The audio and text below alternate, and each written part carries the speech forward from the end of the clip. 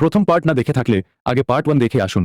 Link description box এবং পিন্ড comment এ দেয়া আছে। ওরে আমার নবাবজাদি, মাঠের পাশে আমার একটা কুঁড়ে ঘর আছে, ফসল দেখাশোনার জন্য বানিয়েছিলাম। তোরা আপাতত সেখানে থাক, বুঝেছিস? আমার চাইলে তিনি হয়তো বাড়িতে থাকতে দিতেন।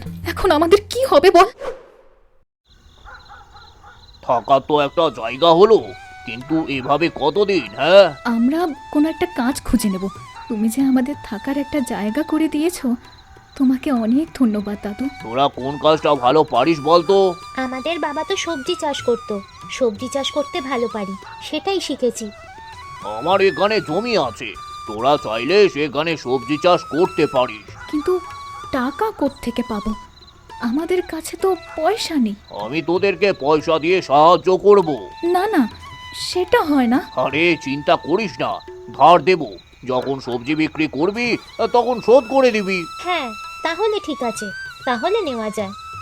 আচ্ছা ঠিক আছে ঠিক আছে, তোরা এখানে বিশ্রাম নে, আমি বাড়িতে গেলাম, কেমন? কালকে তোদের টাকা এনে দেব। কি হয়েছে? তোমাকে এত চিন্তিত দেখাচ্ছে কেন? আমার বিশাল বড় সর্বনাশ হয়ে গেছে, আমি নিঃস্ব হয়ে গেছি, নিঃস্ব। এসব এইসব কি বলছো? কি হয়েছে খুলে বলো। ব্যবসায় লস হয়েছে, শহরের গাড়ি অ্যাক্সিডেন্ট করেছে। এইসব এইসব তুমি কি বলছো? আরে সত্যি বলছি, আমি একদম নিঃস্ব হয়ে গেলাম, আমি পথের ফকির হয়ে গেলাম। তুমি এত চিন্তা করছো কেন? আস্তে আস্তে সব ঠিক হয়ে যাবে, তুমি নতুন করে শুরু করবে। কত মানুষ আমার থেকে টাকা পায়, আমি কি যে করব কিছুই তো বুঝতে পারছি না। কি হয়েছে তোমার? বুকে প্রচন্ড ব্যথা করছে, আমাকে আমাকে একটু ধরো, ধরে বিছানায় শোয়াও, একটু একটু পানি নিয়ে আসো। রতন হার্ট অ্যাটাক করেছে 3 মাস হলো। এই 3 মাস রতন বিছানায় পড়ে আছে। তোমার শরীরটা এখন কেমন আছে? এ কেমন আবার? আগের থেকে আরো খারাপ লাগছে। হঠাৎ করে আমাদের সুখের সংসারটা শেষ হয়ে গেল। নিশ্চয়ই কোনো পাপ করেছি, যার ফল এভাবে ভোগ করছি।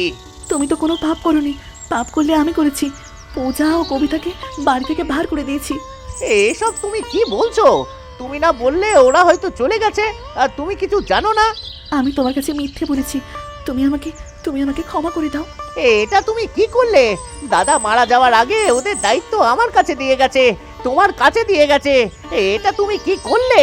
আমি ভুল করেছি, আমাকে আমাকে ক্ষমা করে দাও। তুমি এক্ষুনি আমার চোখের সামনে থেকে চলে যাও, চলে যাও এখান থেকে। আমি তোমার মুখ দেখতে চাই না, চাই না। তুমি এখান থেকে চলে যাও, চলে যাও এখান থেকে। দেখো রতন, কাদেরকে নিয়ে এসেছি দেখো। কবিতা, পূজা, মা তোরা এসেছিস, তোরা ফিরে এসেছিস। তোরা আমাকে ক্ষমা করে দে মা, আমি তোদেরকে ঠিকভাবে রাখতে পারিনি।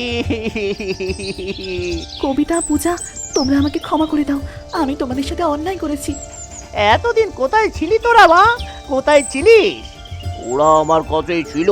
তোমার 2 ভাতিজি এখন ব্যবসায়ী, সবজির ব্যবসা করে অনেক টাকার মালিক। এই সব কিছু সম্ভব হয়েছে গোপাল দাদুর জন্য। আরে আমি তেমন কিছু করিনি, একটু সাহায্য করেছি, বাকি পরিশ্রম সব ওদের। তোদের এই সফলতার কথা শুনে ভালো লাগছে।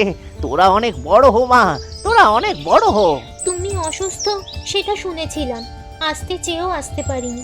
তবে গোপাল দাদু সব খবর দিয়েছে, তোমার চিকিৎসা সঠিকভাবে চলছিল। এখন আমরা নিঃস্ব হয়ে গেছি, কিছুই চলছে না। আমরা থাকতে আমার কাকার চিকিৎসা চলবে না? এটা তো হতে পারে না। কালকেই কাকাকে শহরে নিয়ে যাব, ভালো ডাক্তার দেখাবো। আমরা থাকতে তোমার কোনো চিন্তা নেই কাকা। আয় আয়, তোরা আমার বুকে আয়। তোরা যে বলেছিস তাতেই আমি অনেকটা সুস্থ হয়ে গেছি মনে হচ্ছে। তোরা তোরা ভালো থাক, ঈশ্বর তোদের ভালো রাখুক। তো বন্ধুরা, দেরি করছো কেন?